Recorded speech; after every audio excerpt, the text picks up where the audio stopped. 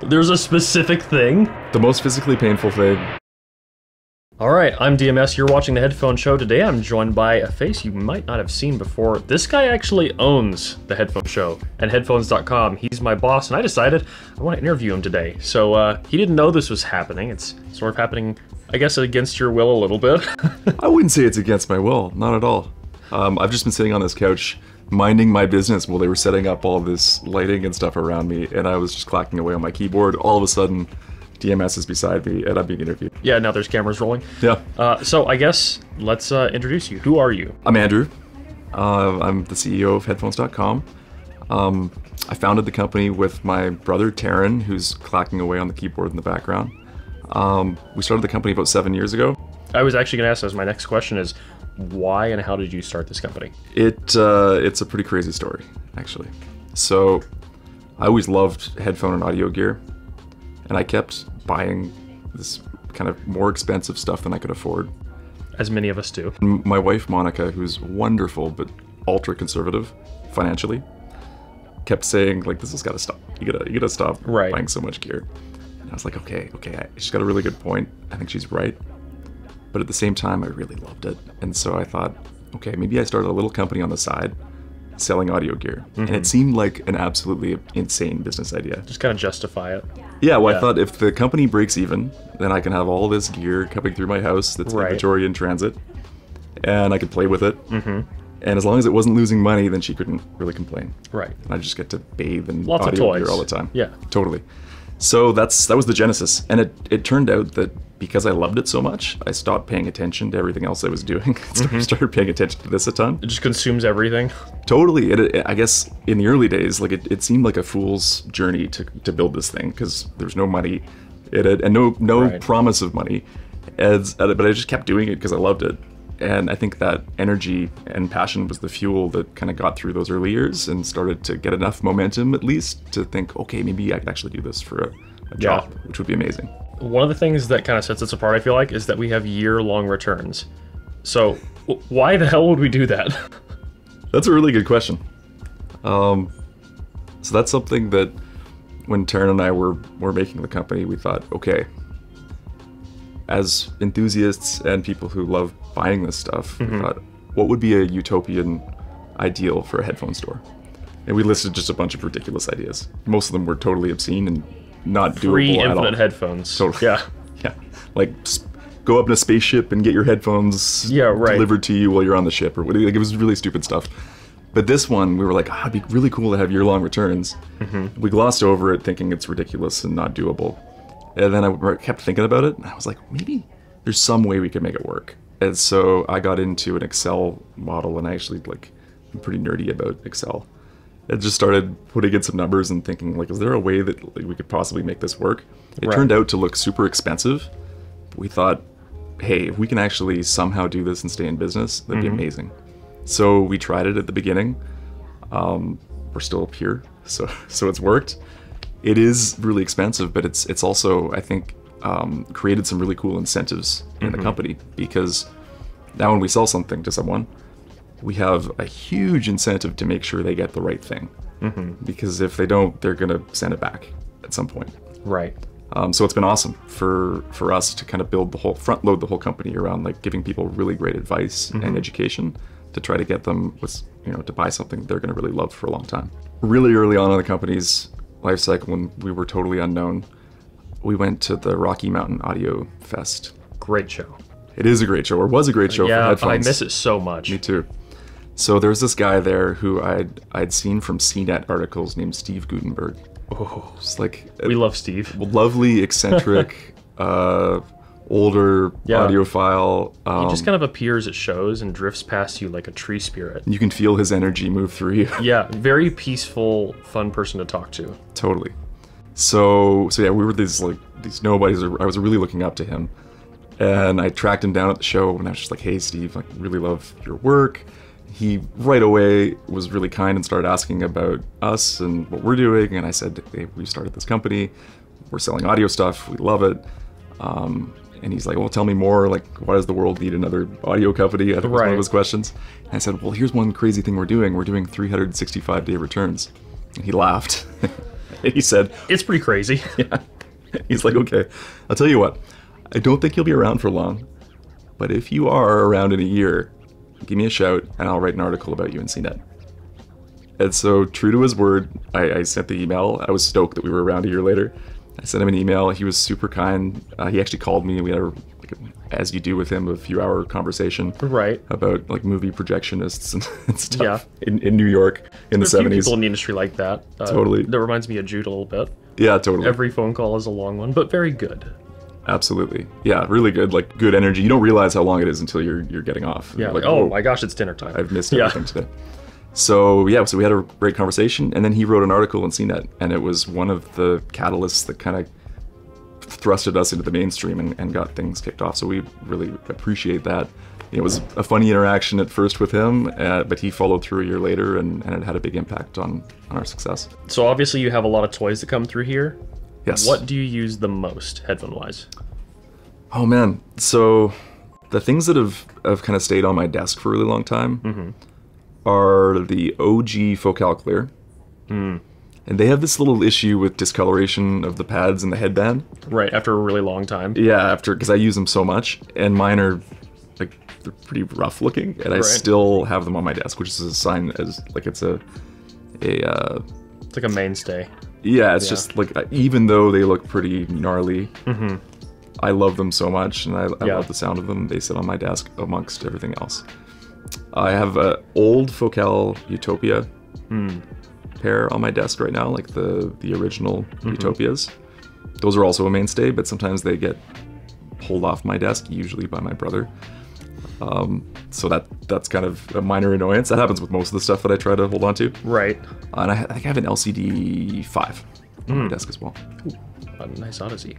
Yeah, but the Clear's been kind of there throughout all the rotations that have come through. Yeah. There's actually a really sad story. So I had a Warwick Acoustics Bravura on my desk, which I think is phenomenal. It's like sounds incredible. Yeah, I think I reviewed the one that was on your desk. Yeah.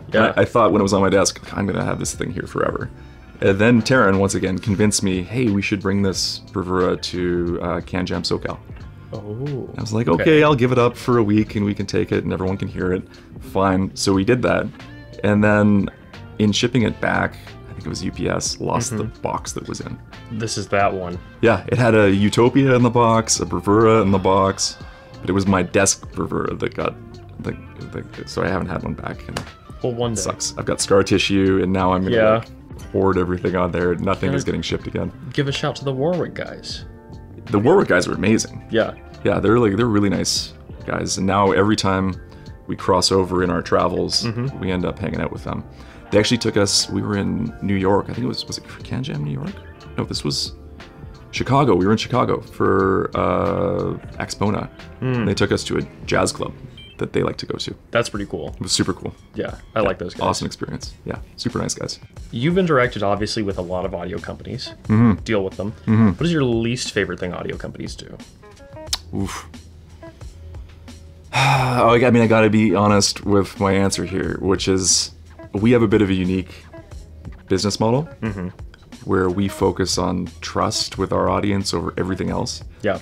Sometimes that means saying something that is, let's just say, not too complimentary of a product that maybe is from a headphone manufacturer that we deal with. Yeah. So my least favorite thing is when they're short-sighted enough to really get all up in arms about that. Right. Not realizing the longer-term element of the importance of having an audience that really trusts you. Yeah. So, some of them are just so short-sighted. They're thinking we just released this product and it really hurts to have someone say something, point out a flaw, especially when it's also someone who is selling it. Yeah. Which we do. So I would say that's probably my least favorite thing, is getting a phone call from a manufacturer saying like, hey, we don't appreciate the way you're talking about our like thing that we just put out into the world. Yeah. And but also obviously like we like conversation. them because we're carrying them. For sure. Yeah. On average. Yeah. And we might even like that product. They can be pretty picky, where like we might have an overall like really positive impression of that product, but we're also, because we care about trust, we're pointing out something that people might find as being a flaw. Like, oh, this thing is really tight on most heads when you put it on, for example, or it sounds weird when you do this with it. Yeah. Something that might be a deal breaker for somebody. Yeah. It's really important that we point that stuff out, and I actually think it's rare that manufacturers do get mad about it, because the good ones and most of the ones we deal with really appreciate the constructive feedback. Right. And they're like, oh, thanks. We'll think about that and incorporate that into our next version. Or they might come back and say, you guys are wrong, which is totally fair. Which I get it. People are obviously passionate about the things they make. Totally. And I get that too. We're really passionate about our company and our team. And when we put something out into the world, we're proud of it. And it always hurts to have someone say, the thing you did sucks. Yeah, the guy who leaves a mean comment under this video and is like, wow, I hate DMS so much.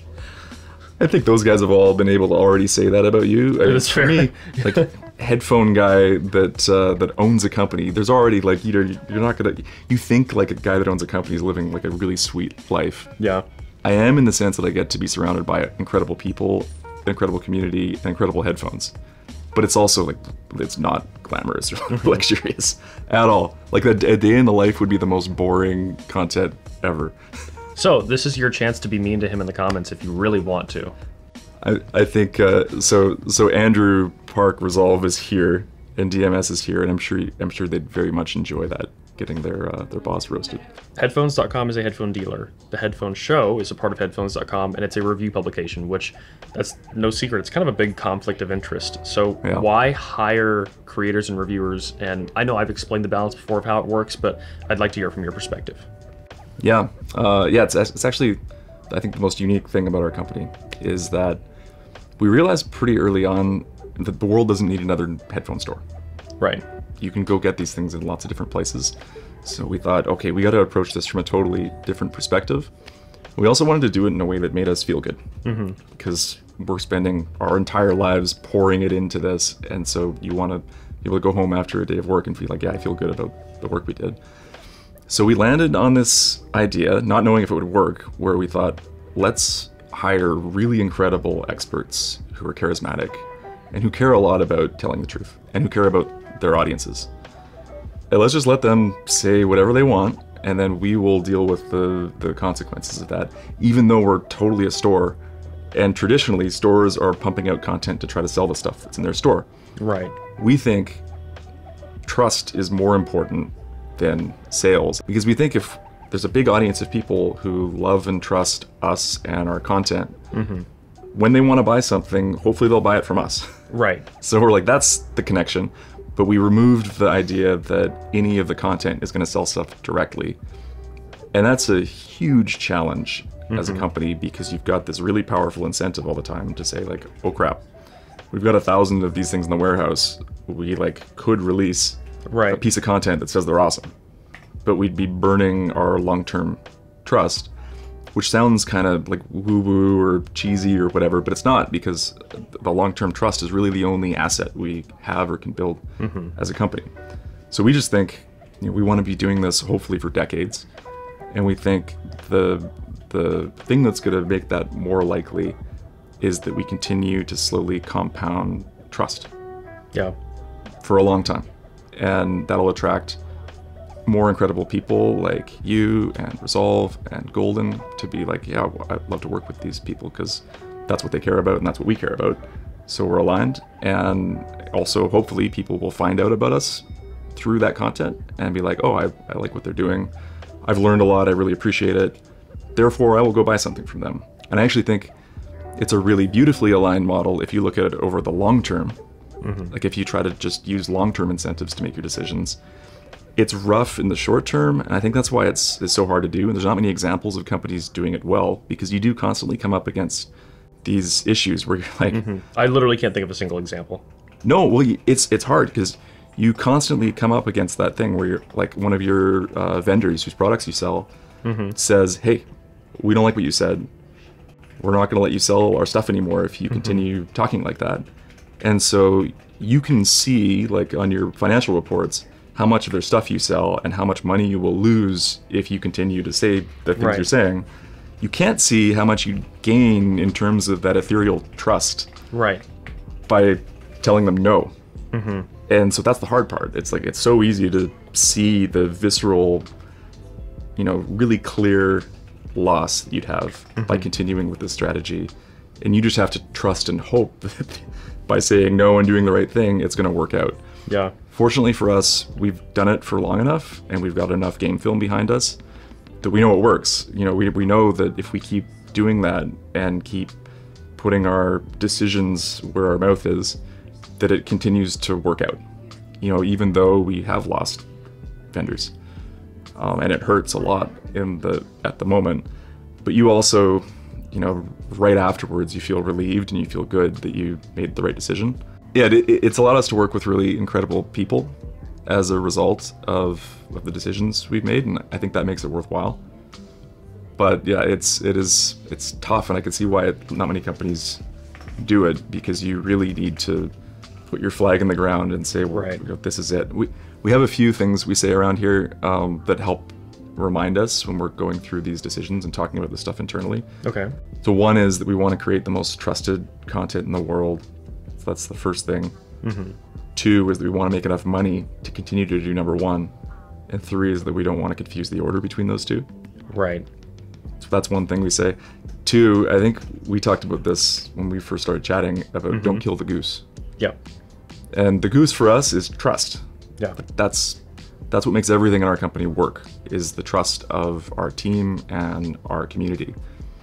Those things are super valuable, really hard to get, easy to lose, and so we just want to always remind ourselves when there's those conflicting situations where you have to make a short-term decision about something to say, oh, no, we need to prioritize the long-term here and not lose the thing we've built.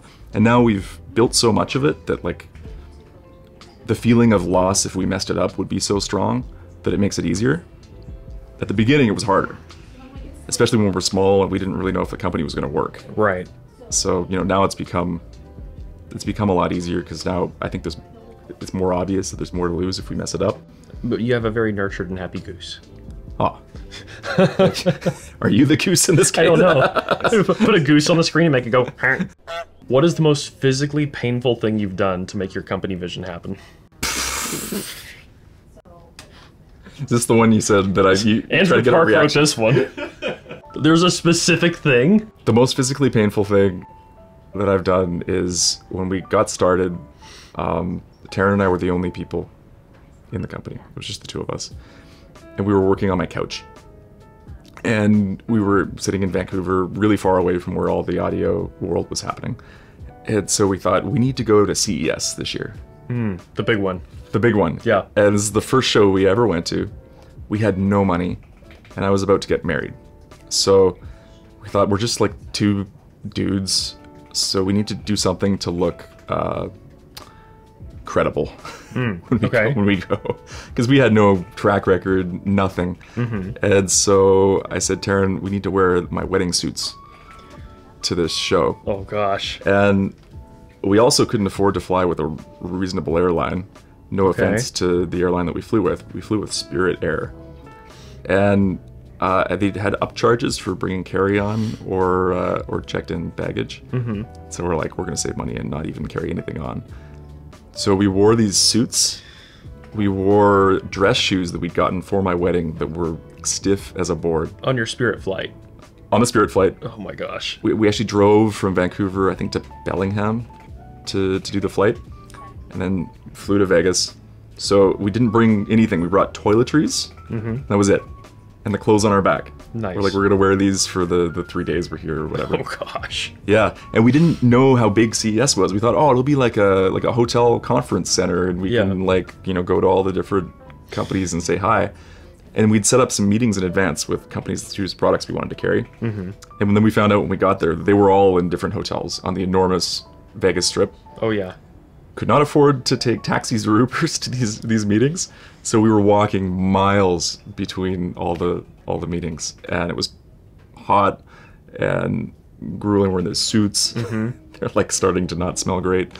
And at one point, we were walking down the strip, and I took off my one hard black dress shoe because it was hurting so much, and there was just blood like pouring from my foot. Oh, good. Yeah. That's what you want to see. No, it wasn't what I wanted to see. That's how you know it's working. So it's like, Taryn, we got to make a pit stop. And we went, and I actually did shell out for some Converse All-Stars to put on with my suit because I was like, I can't walk in these anymore. Like, there's no way I can walk another step. My other foot looked the same. Definitely a fashionable choice. Yeah, actually, yeah, I think it made us look more youthful. Yeah. Yeah, it worked out, but that was probably the most painful thing I've done. The other thing is that there's a lot of really heavy gear that we've sold over the years. Right.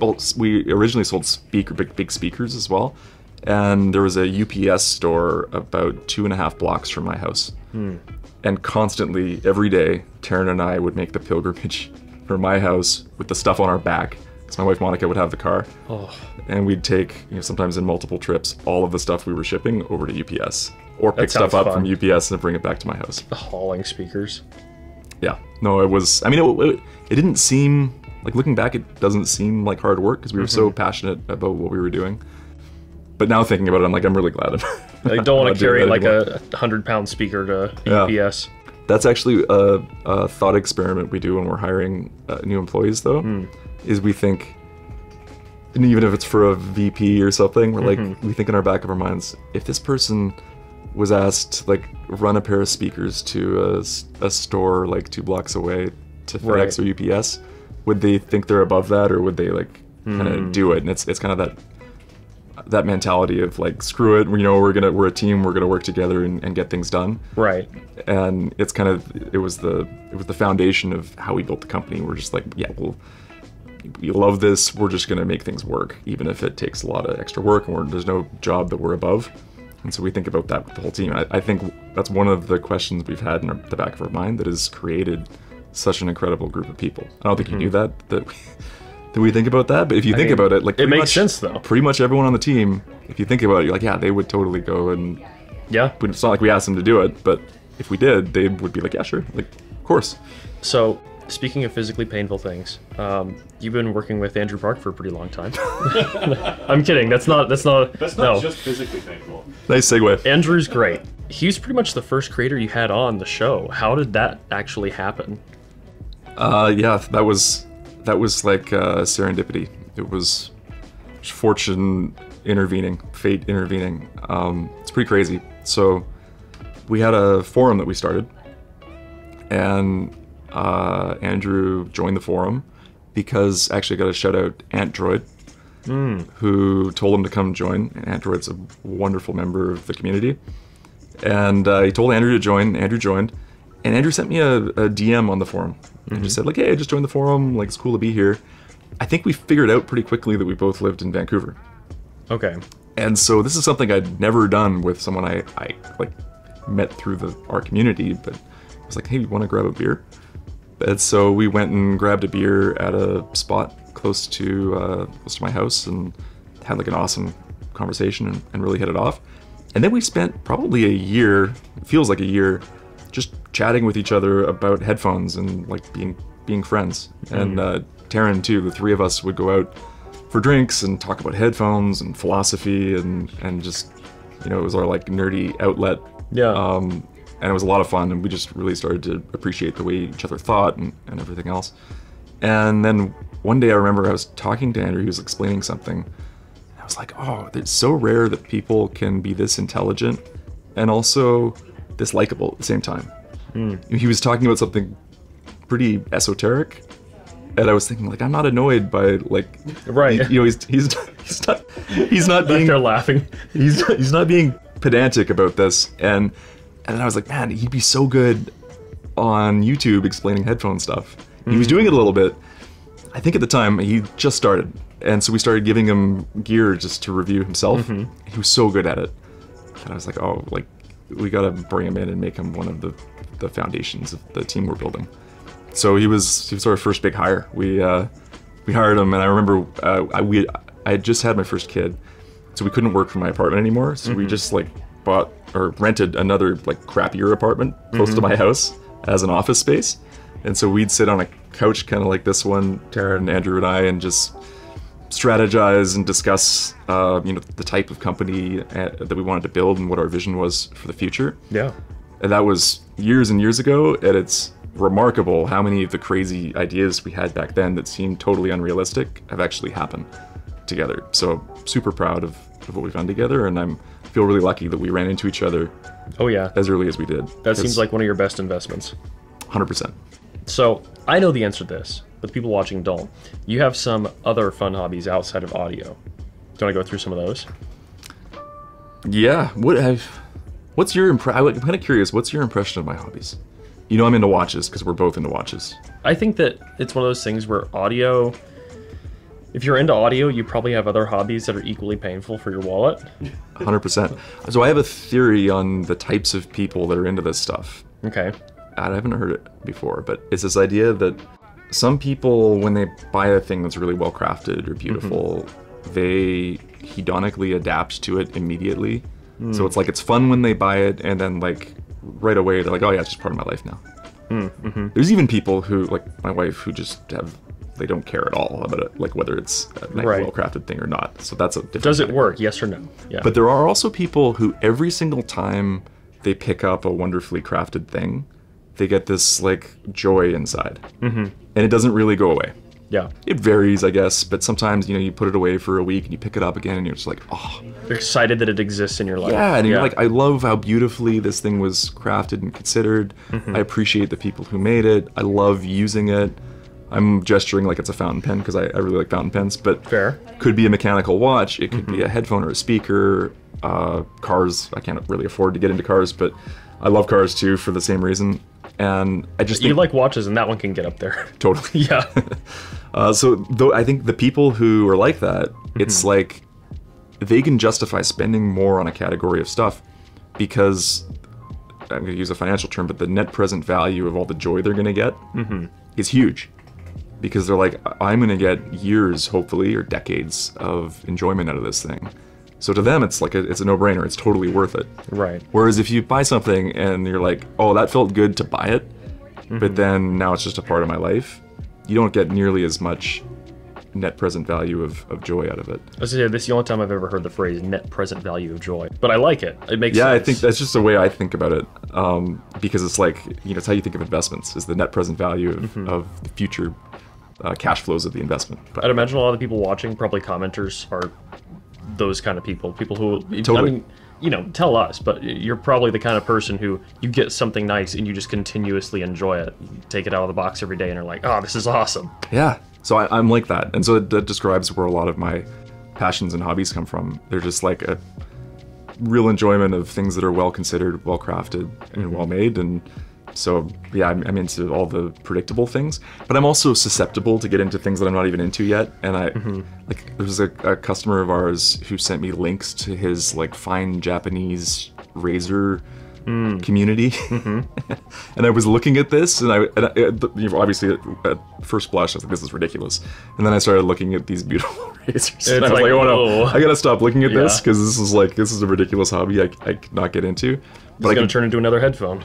Yeah, 100%. And that's exactly how this company started too. Yeah. So the company started because I love audio stuff. And I've always loved it. And I would spend way too much of my income as a percentage on audio. In fact, when I was in school, I'd get a student loan. And before paying tuition or rent or buying food. Oh gosh. You know where this is going? Yeah. And by the way, I don't recommend this at all. Like, if you're a young person in school, you've got your whole life to enjoy audio stuff. Yeah. Take your time. Like, you know, I wish I hadn't have done that, partly because it put me in like stressful financial situations all the time. But I would buy audio stuff first.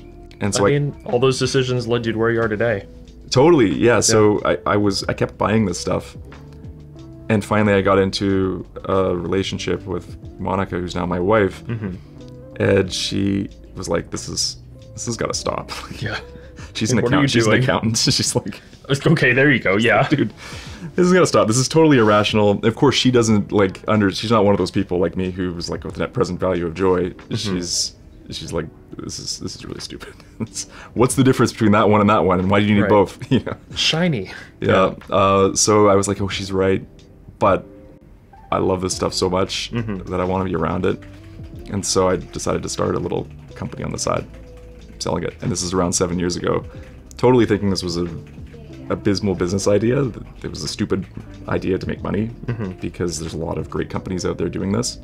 But I thought if I can just break even and have all the gear, then I'll have won, because I'll have the gear and Monica won't be able to complain about the financial impact. Okay, so you're not on camera often, but I wanted to do this today.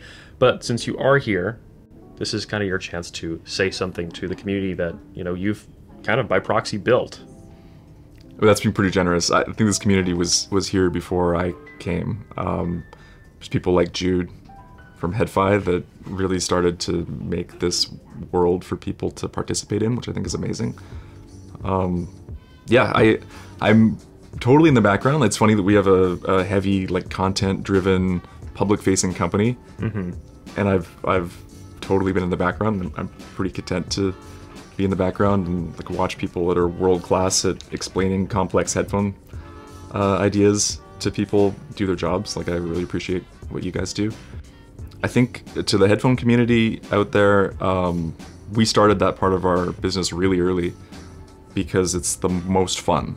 It's the most joy we get is to watch people who, especially people who are getting into this, feel accepted by a community of people, and to watch them through the early phases of discovering the joy of incredible sound. I would say, something that we found is that the audio world could be pretty opaque and a little intimidating getting into it, and I found that too. And so something that we care a lot about is making a environment that feels really welcoming and accepting and positive for people. It's not like we're changing the world, but I do like the thought of having a really positive corner of the internet where people can be and, like, feel good and accepted. And I love it even more because I really think great audio, like great sound, can have a meaningful impact on people's lives. Oh yeah. Like, you know, if you're working all day and you're in an environment where you can actually listen to great sound, that can change the way you feel, and it can change the way you perform. It can make you more relaxed. It can help deal with stress. I know it sounds ridiculous to say, like, you know, it can change your life, but I think it can. And I also think not enough people get to experience this stuff because of how closed off and intimidating it can be.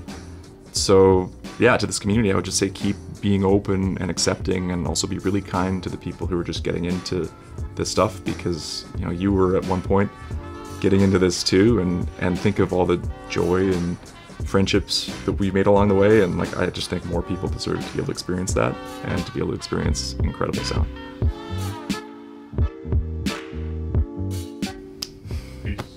Ouch. Yeah. You got a harder hand than It's just bones. Like, there's nothing there but bones.